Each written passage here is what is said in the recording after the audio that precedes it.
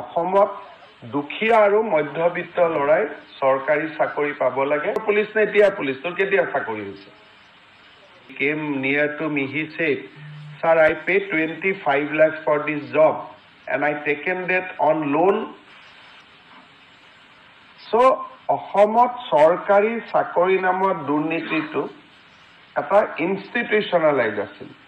প্ৰথম যেতিয়া মই ইয়াতে আৰম্ভ কৰোঁ তেতিয়া আমাৰ দুই এজন পিছৰ ঘটনা আপোনালোকে পেপাৰত দেখিছে তাৰ ফলবিলাক।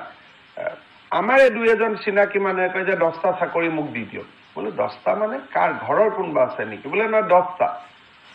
তাৰমানে it was like a distribution of wealth কি 10টা দিলে 5 লাখ হৈ তুলিব, তাৰ 50 লাখ হৈ যাব, তাৰপিছত আৰু ছাৰ আপোনাক দিগদাৰ নকৰোঁ। এনেকুৱা এটা অসমত পৰিৱেশ আছিল। আৰু আজি আপোনালোকে চাওক, কালি কামাণ্ডোত দৰিদ্ৰ মধ্যবিত্ত, APSCত দৰিদ্ৰ মধ্যবিত্ত, আৰু বহুতে আমাক একিউজ কৰে মেৰিটৰ লগততো আমি ৰাজনীতি নকৰোঁ। Even the first position was taken by Muslim girl.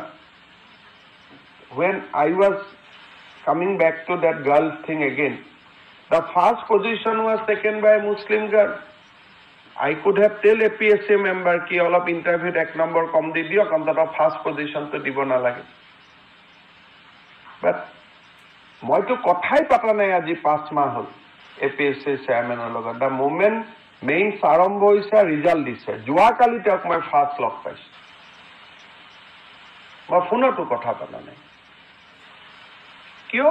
We are maintaining এ চেনচিটিভিটি যে অসমত দুখীয়া আৰু মধ্যবিত্ত লৰাই চৰকাৰী চাকৰি পাব লাগে। আৰু আজি আপোনালোকে চাওক, লাহে লাহে নতুন ল'ৰাবিলাকে টকা পইচা অফিচত নোলোৱা হৈছে। যিবিলাক নতুন ল'ৰাই চাকৰি কৰিছে সিহঁতি টকা পইচা নলয়। এতিয়া নতুন চাব ইন্সপেক্টৰবিলাকক দেখিব, সিহঁতি টকা পইচা নলয়। ল'ৰাবিলাক স্মাইলিং ফেচত থাকে।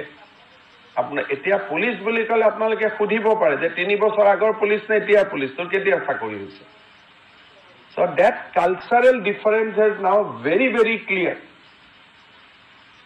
ধুনীয়া সাজ, ড্ৰেছ, স্মাৰ্টনেছ। আজি কালি আসাম পুলিচ কামাণ্ডোৱে যিটো ডেমনষ্ট্ৰেশ্যন কৰিছে, it is like a NSG commando. হেলিকপ্টাৰৰ পৰা নামা, জুইৰ মাজেদি জাম্প কৰা, দিজ আৰ চ' মইতো ভাবোঁ যে অসম এক নৱযুগৰ ফালে গতি কৰি আছে।